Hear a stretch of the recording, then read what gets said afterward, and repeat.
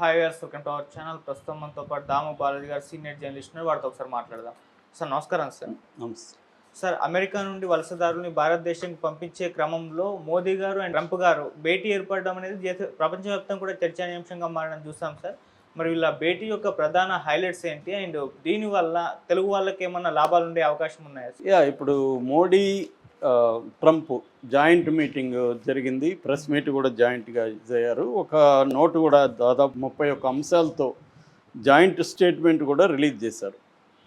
So ఇప్పుడు ఏంటంటే చర్చ అంతా కూడా ట్రంప్ మోడీ మీటింగ్లో ఎవరికి అమెరికాకి లాభం జరిగిందా, ఇండియాకి లాభం జరిగిందా, మోడీ ఏమన్నా సాధించుకోరాగలిగాడా ఇండియాకి, లేకపోతే ట్రంప్కి లొంగిపోయాడా, ఇలాంటి చర్చలు జరుగుతున్నాయి. ఎందుకంటే జనరల్గా ఇప్పుడు మోడీ భక్తులు కావచ్చు, మోడీ వ్యతిరేకులు రెండుగా చీలిపోతున్నారు ఈ విషయంలో. సో ముఖ్యంగా ఇమ్మిగ్రేషన్, ఇల్లీగల్ ఇమ్మిగ్రెంట్స్ని మనోళ్ళని 104 మందిని గొలుసులు వేసి సంకెళ్ళు వేసి పంపించారు. దానికి మోడీ వ్యతిరేకించలేదు, పైగా సమర్థిస్తూ జయశంకర్ పార్లమెంట్లో మాట్లాడాడు. ఇలాంటి విమర్శలు ఉన్నాయి. సో అసలు వీళ్ళ ఈ 31 అంశాలతో కూడిన జాయింట్ స్టేట్మెంట్లో ఏముంది, ఇండియాకి లాభమా నష్టమా, తెలుగు వాళ్ళకి దీనివల్ల ఏమన్నా లాభం జరిగిందా నష్టం జరిగిందా, ఇది మనం మాట్లాడదాం. సో ముందు నేను తెలుగు వాళ్ళ తర్వాత మాట్లాడతా. ఫస్ట్ వీళ్ళ స్టేట్మెంట్లో హైలైట్స్ ఏంటంటే, ఫస్ట్ వచ్చి రానా అనేవాడిని 2008లో ముంబై అటాక్స్లో కింగ్ పిన్ అంటారు, అతను దాన్ని డిజైన్ చేస్తాడు. అతను బేసిక్గా కెనడా సిటిజను, బట్ పాకిస్తానీ ఆరిజను. అతన్ని అమెరికా అప్పగించడానికి ఒప్పుకుంది. అది ఒక మోడీ సాధించిన విజయంగా చెప్పుకోవచ్చు. అంటే మన దేశంలో అటాక్ చేసిన ఒక టెర్రరిస్ట్ని అమెరికా అప్పగించడానికి ఒప్పుకుంది. ఇక రెండవది డిఫెన్సు, తర్వాత ట్రేడు, ఇమ్మిగ్రేషను, టెక్నాలజీ, ఈ విషయాల్లో పరస్పర ఒప్పందాలు అనేకం జరిగాయి. ఫస్ట్ డిఫెన్స్లో మిషన్ 500 అగ్రిమెంట్ పేరు. మిషన్ 500 అంటే ఒక 10 ఏళ్లలో $500 బిలియన్ ఇది జరగాలి అనేది, ట్రేడ్ జరగాలనేది దీంట్లో ఒప్పందం. దీన్ని కాంపాక్ట్ అంటారన్నమాట. వాళ్ళు పెట్టారు. కాంపాక్ట్ అంటే catalysing opportunity for military partnership, accelerating commerce and technology. అది కాంపాక్ట్. 3 పదాలు వాడారు. కాంపాక్ట్ ఒకటి, ఏషియా ఒకటి, ట్రస్ట్ ఒకటి. నేను మిగతా 2 తర్వాత చెప్తాను. కాంపాక్ట్ అంటేమో ఈ కామర్సు, మిలిటరీ పార్ట్నర్షిప్, టెక్నాలజీ, వీటికి సంబంధించిన ఒక ఒప్పందాన్ని కాంపాక్ట్ అని చెప్పారు. డిఫెన్స్లో ఏంటంటే అమెరికా నుంచి మనం అనేక డిఫెన్స్ ట్రాన్స్పోర్ట్ కావచ్చు, డిఫెన్స్ వార్ఫేర్కి సంబంధించి కావచ్చు, F-35 లాంటి స్టెల్తీ విమానాలు కావచ్చు, తర్వాత షిప్ బేస్డ్ మిసైల్స్ కావచ్చు, ఇలా రకరకాలుగా అమెరికా నుంచి దిగుమతులు చేసుకోవడానికి ఒప్పందం జరిగింది. ఇది బేసిక్గా. రెండవది అటానమస్ సిస్టమ్స్ ఇండస్ట్రీ స్టాండర్డ్స్ అనమాట. ఇదే ఇండస్ట్రీ అలయన్స్ అటానమస్ స్టాండర్డ్స్. అంటే అటానమస్ అంటే మ్యాన్ పవర్ తక్కువగా ఉంటూ ఆటోమేటిక్గా పనిచేసే ఇంజన్స్ కావచ్చు, వాటి దీంట్లో కూడా పరస్పరం చేసుకోవాలనేది ఏషియా అనే ఒప్పందం జరిగింది.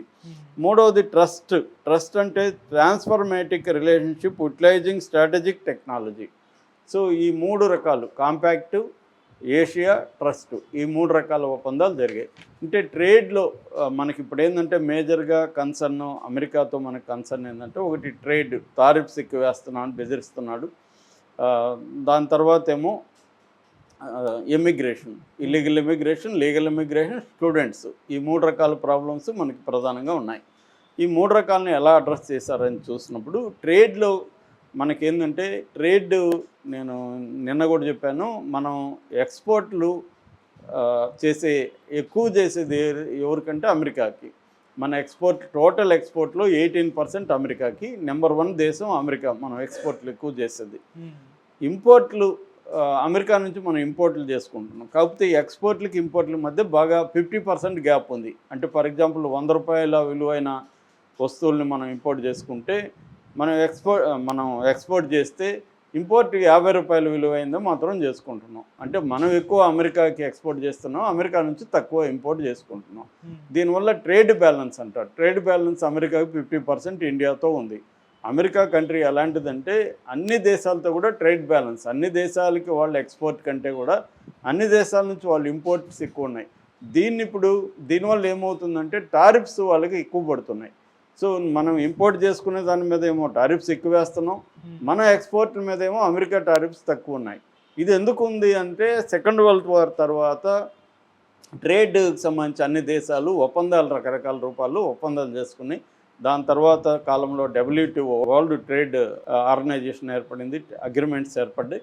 దాంతో ఏంటంటే అభివృద్ధి చెందిన దేశాలకి అభివృద్ధి చెందుతున్న దేశాల మధ్య తేడా ఉండాలి ట్రేడ్లో, ఈ ట్యాక్సెస్లో అనేది ఒప్పందం. ఎందుకంటే ఇప్పుడు అమెరికాలో రైతులు ఉంటారు, వాళ్ళు ఇండస్ట్రీస్ని టెక్నాలజీని ఉపయోగించుకుంటారు, వాళ్ళకి అమెరికన్ గవర్నమెంట్ సపోర్ట్ చేస్తుంది. మొన్నెవరో రైతు మాట్లాడుతున్నాడు, మాకు అసలు ఇక్కడ లాస్ అనేదే ఉండదు వ్యవసాయంలో, ఒకవేళ లాస్ వస్తే కూడా మాకు ఇన్సూరెన్స్ వచ్చేస్తుంది, కాబట్టి లాస్ అనేది ఇక్కడ అగ్రికల్చర్లో లేదు అనేది ఆయన చెప్తున్నాడు. మనకి రివర్స్, లాస్ లేని అగ్రికల్చర్ ఇక్కడ ఉండదు.